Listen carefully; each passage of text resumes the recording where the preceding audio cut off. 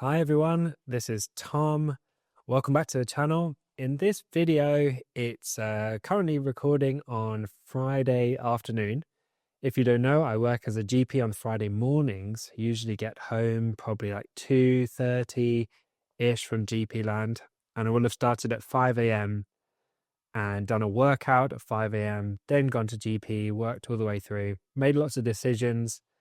And it's the end of a busy week for me. So at this point, I tend to feel a bit kind of flat, demotivated, and I'm just out of steam. I've kind of like run out of steam for the week. And at this point, starting to feel like I can't be bothered. So this video is about what to do if you're feeling demotivated. If you're feeling a bit flat, you can't really be bothered, and you've got these goals, but you're finding it hard to really get yourself going. This video is not about how to get motivated in the first place. This is more about when you have a plan, when you have goals, when you have a strategy, and you're on your journey, and you get part of the way through the journey and you start to feel demotivated. That's what this video is all about. So I've got 8 steps here, which are things that I think are worth doing when you feel like this to kind of get yourself back on track and make sure you're on the right course of action and you're, getting stuff done. So the first step is to accept reality. And this sounds a bit silly. Some of these steps might seem a bit overly simplistic and obvious, but I think they're really important, and they're things that I've found very helpful and I've learned over many years of trying to pursue goals, becoming demotivated, burnt out, getting back on track, and so on. But I don't think enough people talk and focus on the fact that actually it's hard to achieve big goals. If you're setting yourself a challenge and you're trying to do something big, whether that's getting a university degree, learning a skill, thriving in the workplace, raising a family, keeping everything in order, running a business, whatever the specific thing that you're doing is, whatever big goal there is, it's hard to do it. It's going to take a lot of work and it's going to take a lot of time. And these things don't happen overnight. There's no such thing as a big overnight success. It usually is because somebody's been working hard at something for many years, and then the results of it start to show up. So whatever it is you're doing, whatever it is you're working towards, it's supposed to be hard. Being hard is a good thing because it means when you arrive at the goal and the destination you're aiming for, you'll have so much more satisfaction. But sometimes there's this thing of thinking, this should be easy. You see other people achieving things and you think they find it easy to do those things. Why is it not easy for me? Something must be wrong. It should be much easier than this. Why does everything have to be so hard? And I think accepting that things do take time, they are difficult. You do need to be patient. You need to give things time to happen. Once you accept that, it sometimes becomes a lot easier to keep going because you think, it's okay, this is how it's supposed to be. It's supposed to be difficult. It does take time. Everything takes more work than you think it does. And then you can implement patience and things feel a bit better knowing that it is hard for everybody. Even if you look at people and you think it's easy for that person is also working hard and trying hard. So it is normal. Once you accept it, you can then feel more motivated because this is how it's supposed to be. Okay, on to step number 2, which is sleep. This seems overly simple, and you're probably skipping past this step thinking I don't need sleep, but I can't tell you how important sleep is. I see this every day, both in myself. If I have a bad night's sleep, if I don't get enough sleep, I feel so demotivated. Everything feels more difficult. Decisions feel more difficult. The world feels like a worse place. I become kind of anxious for no reason about things. I worry about things that I know logically I shouldn't be worried about. And then I get a good night's sleep and everything feels better. And I think, what was I going on about yesterday? So get a good night's sleep, try to prioritize sleep.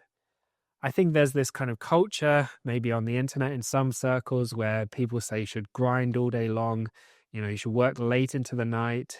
You should work till 3 a.m, get up at 5, keep working. That is nonsense. Sleep is incredibly important. And actually, if you're cutting back on sleep to get more work done, this is counterproductive in the long run.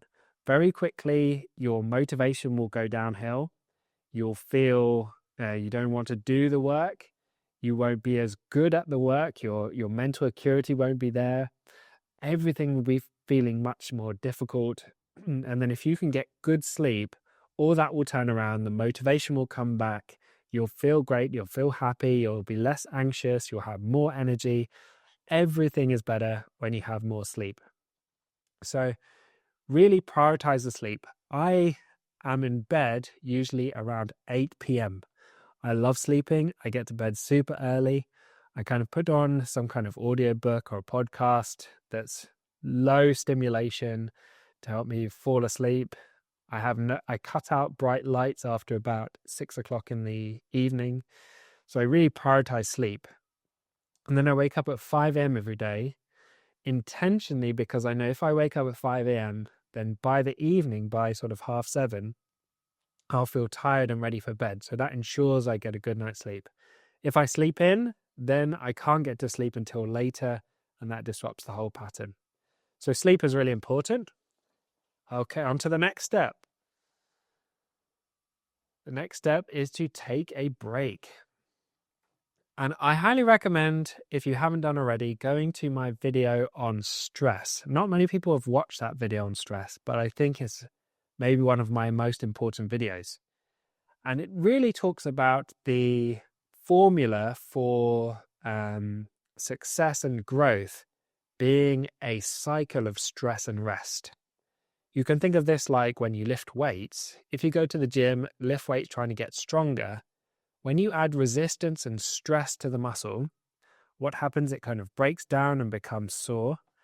Then you rest, you take a break, you take a few days off, the muscle builds back bigger and stronger than it was before, it adapts.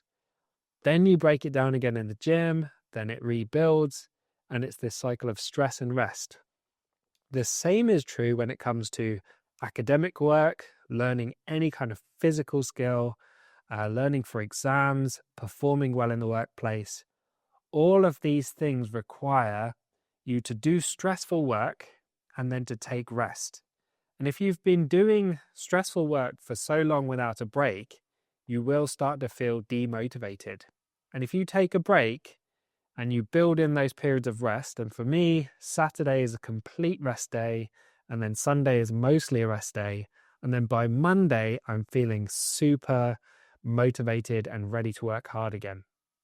So take a break and motivation is very likely to come back. On to the next one, which is your diet. I need to make a video. I know people have been commenting and posting to say, what is my diet? The video is coming. I've got everything together ready for it. But essentially the principles of the diet that's worked best for me, which is what I'm following at the minute and have been for the last year and a half, is focusing on highly nutritious foods. So there's no foods in this diet that are not packed with nutrition. So I'm not eating any sort of bread, rice, starchy carbs, no sugar, nothing processed. All of these foods that are kind of calories, but they don't provide much nutrition. Focusing on foods that are really high nutrition content, so like vegetables, berries, fish, things like that, where there's tons and tons of nutrients in there, and particularly low glycemic index foods. So things that are not going to spike your blood sugar levels. So if I have rice or I eat like bread or I eat anything with sugar in it, what happens is I crash and my motivation disappears. By 2 p.m., I'm kind of on the sofa and I can't get myself motivated to do anything. But if I follow a really low glycemic index diet, meaning nothing that spikes the blood sugar levels, I sustain motivation and energy and focus all day long. So I'll do my video on diet, but if you're living on processed foods, sugary foods, fast food, junk food, high glycemic index foods like rice, um, white potatoes, pasta, bread, things like that, which very quickly digest and release loads of sugar into your system. That, for me, I have experimented with this and I find this massively destroys my motivation, my energy, my focus, and everything else. So take a look at your diet. When I was like early 20s, maybe 18, 19, 20, 21, 22, I could kind of eat whatever I wanted, didn't feel this lethargy and this sort of lack of motivation. But particularly as I got older, this has become increasingly more important. So keep that in mind. The next one is exercise. So exercise is an interesting one. I think you have to find this balance with exercise. If you haven't kind of got this gist already, I'm someone who's just constantly trying to push the boundaries of what I can do. And many times in my life, I've overdone it with exercise. I've just done too much running, too much weightlifting, too much basketball, too much exercise, CrossFit, loads of different exercise activities. And if you push it too much, you drain all your energy, your nervous system becomes fatigued. And that then zaps your motivation. You're just fatigued and can't be bothered to do things. On the flip side, if you don't do any exercise, what happens is your body, your brain, your circulation, your nervous system all become deconditioned. And so you become lethargic and fatigued. So you have to find that balance.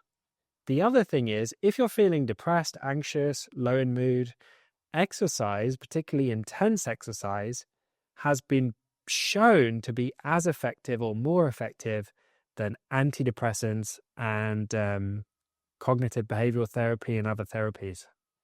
So exercise is an incredibly powerful mood booster, motivation booster, and is just so important for your overall well-being. But you can go too extreme and fatigue yourself. So you've got to find that balance that works for you and build it up slowly, particularly if you haven't been exercising regularly.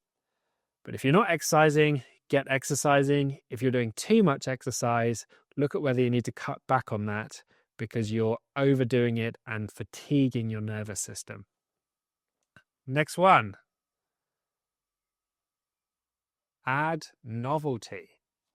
So this is kind of when you've done all the above, this list is roughly in order of importance and the steps that I would recommend following. When you've done all the above and you've addressed your sleep, your exercise, your diet, all that kind of stuff, you've had a break, the next thing is to try just some tricks to get you to do the work, even though you don't feel that motivated. And I find that adding novelty really helps to get me to just do stuff that I can't be bothered to do. So whether that's getting up really early to do it and having that kind of novelty of I'm the first person awake, the sun's not up yet, this is exciting, I'm getting work done. That kind of adds a bit of novelty. Whether it's going to a new place. So if I've got like a train journey, I'll do work on the train, and the novelty of being on a train is like 2 hours where I'm like, cool, I'm working on a train. That's kind of novel, exciting, and that gets me to do the work. I might go to a different coffee shop, change up my environment. Whatever kind of novelty helps you, that having a bit of novelty somehow added into the mix seems to boost my motivation, at least temporarily, just to get a bit of work done. So think about, is there somewhere new you can work? Is there some new routine you can add in? It might be that you join up with a friend and you and the friend kind of sit together, not talking to each other and distracting each other, but that novelty of working next to somebody can help. whatever you can think of that adds a bit of interesting novelty to the process can really help. Right, on to the next one. Reassess your strategy. So at this point, we haven't touched on, let's say you have a goal and you have a strategy for implementing that goal, and you're starting to feel demotivated. What can happen is that you start to think, is this really, you start to doubt whether you're on the right track. Have I set the right goals? Have I set the right strategy? And often, rather than having the wrong goals or the wrong strategy, the problem is one of the above. So you're not moving, there's no novelty, you've got a bad diet, you're not sleeping enough, you need a break. So address all of those first and then start reassessing and questioning the strategy and the goals that you've set. So first one, reassess the strategy. Is this strategy actually working for you? Or do you need a new strategy? So looking at your goals, let's say that's to pass an exam and study for an exam, it may be that you're feeling demotivated because you're not learning anything. You're doing all this work, but you're not actually revising, and you're not actually absorbing the information. So at this point, you need to reassess your strategy. Is there a better way for me to absorb this information and learn? It could be something as simple as you're not tracking your learning. And if you implement tracking, then you start to see your scores going up over time. You start to see your tracking table filling in with all the things you've achieved, and that boosts all your motivation back. So reassess, at this point, you're not reassessing your goals, you're reassessing your strategy for achieving those goals. So another example could be you want to run a marathon. You've signed up to a marathon, you're doing this training program, but you're feeling demotivated and bored by the training program. Maybe you need to change up the strategy, and your training needs to go from long, boring runs in the morning to more of like an intense interval training where you're doing sort of like 6 sets of 800-meter runs, just to change things up and make it more exciting, more interesting, and maybe more effective. And then the final thing to do when you're feeling demotivated is reassess the goals. Now, we need to be really careful with this, because what can happen is back when you were fresh, you were thinking clearly, maybe you'd had a long break and you were deciding on your goals. You sat down and said, I really want to achieve this thing. And you set your mind to that thing. That was your new goal. So this could be a big project. So for example, with me, it could be making a daily video for this YouTube channel. So I sat down and said, I just had a 2-week break, been on holiday for 2 weeks, had lots of time to think, really thought about what do I want to do next, and set myself the challenge of making a daily YouTube video, regardless of what that involved. So, I've done all the above things, but feeling demotivated. And now I'm starting to get, let's say, I'm starting to get worn down and not feeling like doing that. So I might start to question, should I really be making these daily videos? Maybe I don't think that I'm getting enough views or enough subscribers. To be honest, I'm really happy. Don't get that wrong impression, but I'm just saying hypothetically, if I was kind of demotivated and questioning things. And at that point I say, maybe I should give up on this YouTube thing. Maybe I should go and write a different book, or I should do some other goal instead of this. And that's the demotivation talking, not the goal. So you need to be careful. The goal might still be the best goal. It may be that I'm just demotivated for another reason, which is why reassessing the goal is the last thing on my list. When I've had a bad night's sleep, when I've been stressed in my GP job, when other things are wearing me down, when I've been doing it too long and I'm getting fatigued, when I haven't had enough exercise, if I've eaten badly, if I've got an illness, or I've got a bit of a cold, all of these things can break my motivation and trick me into thinking this isn't really the goal that I want. However, if I fix all of those things, suddenly I might realize, actually, yeah, this is the exact goal that I want. And you need to be careful. I'd fix all those other things before reassessing your goals. And at that point, when you're sure you've had enough sleep, you're well rested, you've had a break, you've kind of had enough exercise, you've fixed your diet, you've reassessed the strategy. At that point, look at your goals and say, is this actually the goal that I want to pursue? Or do I want to change up my goals at this point and pursue something else? At which point, if you feel rested and you're ready to make that decision, yep, go ahead and change the goal. There is a big risk of chopping and changing your goals too quickly before you ever get to the point of success.